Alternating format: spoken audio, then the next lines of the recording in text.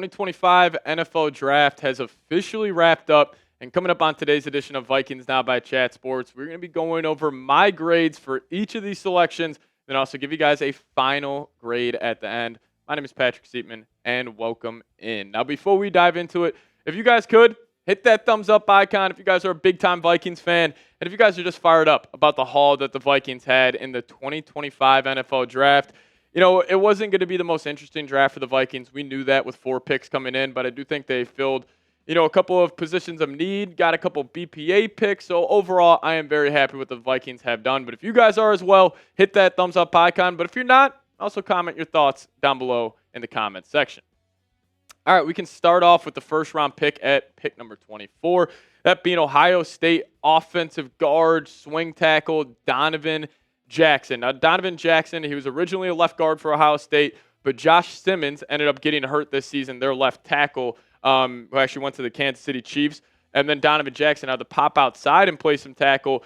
And he's got great versatility, obviously. 6'3", 317 pounds, had a 71.8 overall PFF grade playing tackle this past season. That's not his natural position, but he still showed some dominance when he was there. Now, there are questions about what his best fit is, but he showed the sense that he can do both. And I think he's going to be a plug-and-play guy at the left guard spot for the Minnesota Vikings. And clearly their biggest, point of emphasis this offseason was, how are we going to protect J.J. McCarthy? How are we going to make his life easier? Because sometimes in the NFL, it's not always who is the better quarterback. It's who is the better quarterback that Sunday and who had an easier job. And that's clearly what the Vikings are trying to do here.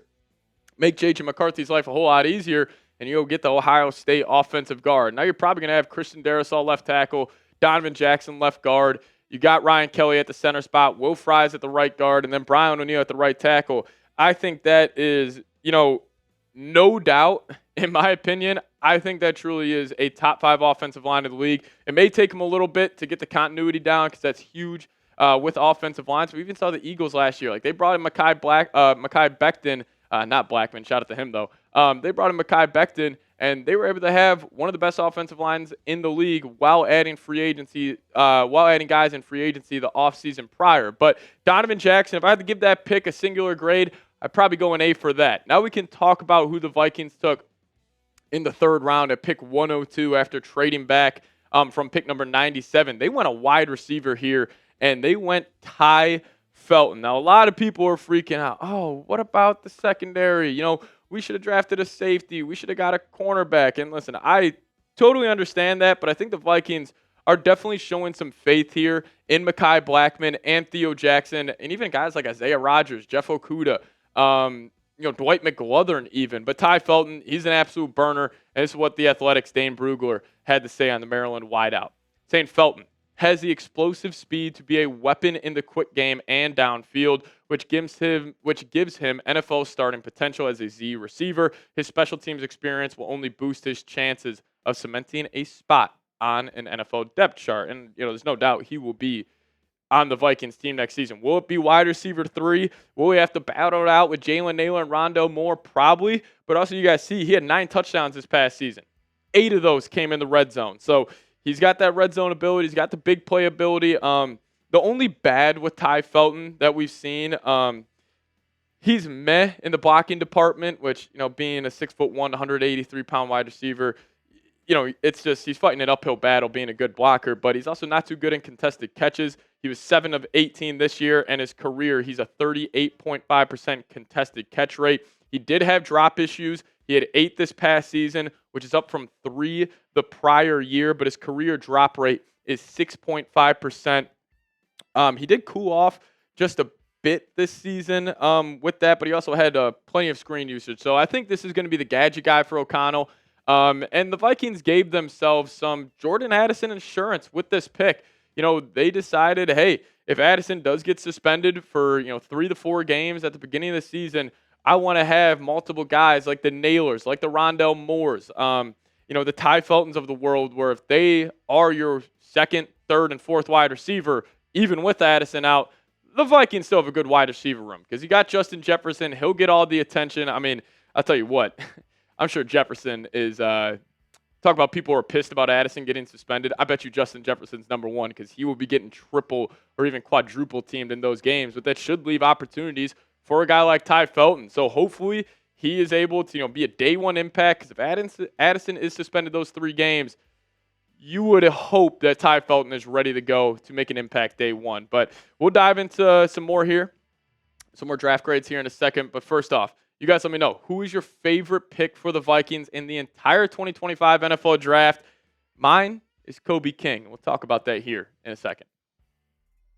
We're going to dive into more Minnesota Vikings draft grades here in a second. But before we do so, I got to tell you about one of my favorite sponsors here at Vikings Now, and that being Mando. Now, Mando has a perfect option for new customers, that being their Mando Starter Pack. It comes with solid stick deodorant, cream tube deodorant, 2 free products of your choice like mini body wash and deodorant wipes, and also free shipping. And as a special offer for listeners, new customers get $5 off a starter pack with our exclusive code. That equates to over 40% off your starter pack. Use code CHAT, C-H-A-T, at shopmando.com. Now, fellas, the weather is warming up, and I am most looking forward to playing basketball with my friends. And Mando has completely changed my life, and it helps me to smell fresh. Mando's whole body deodorant has been a game changer, and it is safe to use anywhere on your body, not just under your armpits.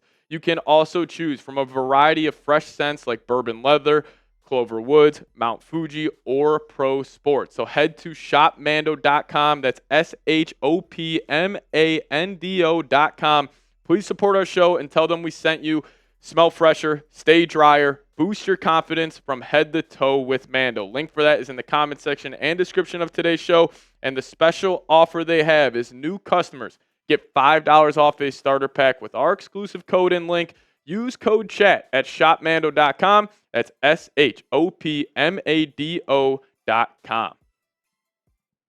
Now, the Vikings in the 5th round, they decided to go Tyrion Ingram-Dawkins, edge rusher out of Georgia. A bit of a shocking pick right here, but this guy's an athletic freak, everybody. I mean, 6'5", 280 pounds, actually weighed in at 282 on his pro day. He's got super long arms, and he's a young guy. He turns 22 years old in June. Now, he also has great flexibility. He can play inside. He can play outside. He lined up all over the field from one tech to the edge rusher, but he did mostly play edge at Georgia, but he also played 5 tech too. That's honestly where the Vikings might play him. You bump him inside, super long arms, can create that pressure from the interior. And maybe this is the pick, how we were talking about the Vikings drafting that young defensive lineman to pair up with Dallas Turner.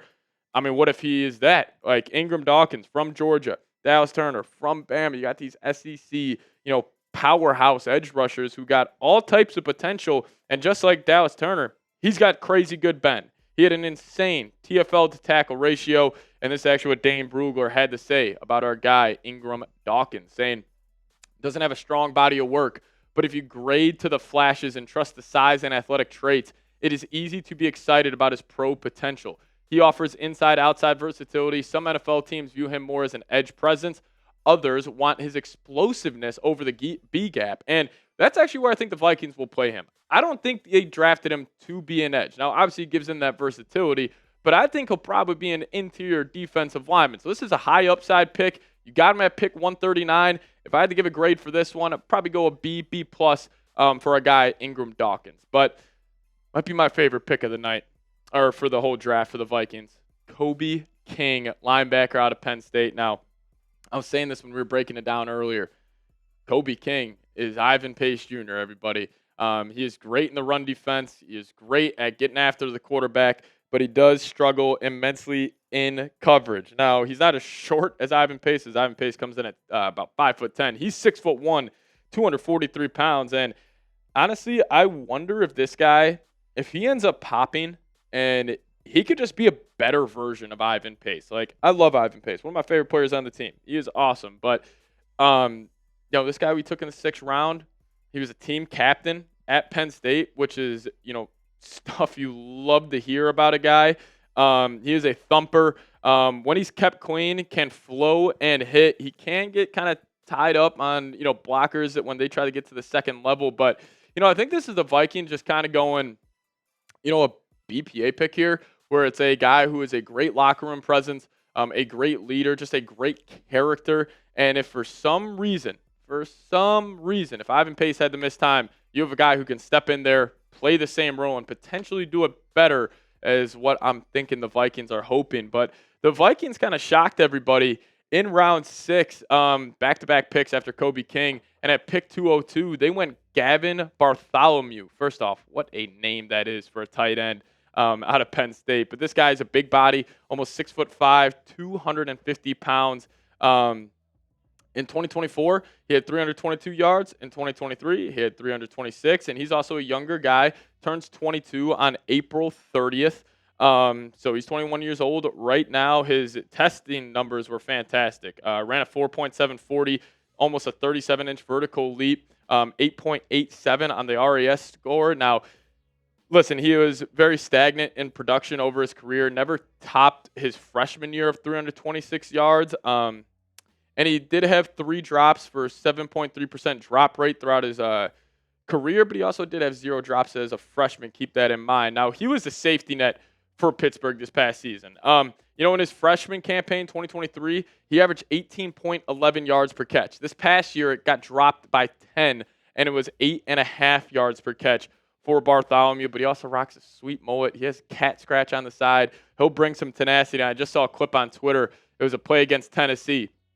He caught it, turned it up the right sideline, hurdled a guy, took it to the house. So he's a freak athlete. And your tight end 3 now for the Minnesota Vikings behind Hawk and Josh Oliver. But overall, my draft grade for the Minnesota Vikings is, I'm just going to give it a B. I think the Vikings would have had to have done special things to get an A. Now, if you kind of graded the Vikings on a scale here where it's like, hey, they only had 4 picks, and now they ended the draft with these 5 guys, I'd probably end up giving them an A-. But in the totality of things, probably just going to give it a solid B. Honestly, I'm not too big of a fan of draft grades as a whole, just because nobody knows how these guys are going to end up playing in the NFL. Nobody knows how they're going to, fit in with their team. But I think this was a great draft for the Vikings. You were able to go BPA on most of these picks. You really did a great job of just, allowing yourself to do that in free agency. Like, if they didn't go pick up Hargrave, Allen, like, you would have definitely needed to get a defensive lineman. If you didn't go pick up Kelly and Fries, we probably would have had to draft 2 offensive linemen here.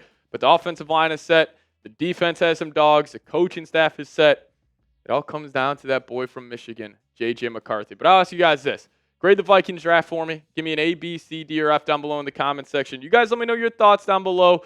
And we appreciate everybody for tuning in to today's edition of Vikings Now by Chat Sports. Appreciate you guys for all the support during the NFL draft. See you next time. Skol Vikes.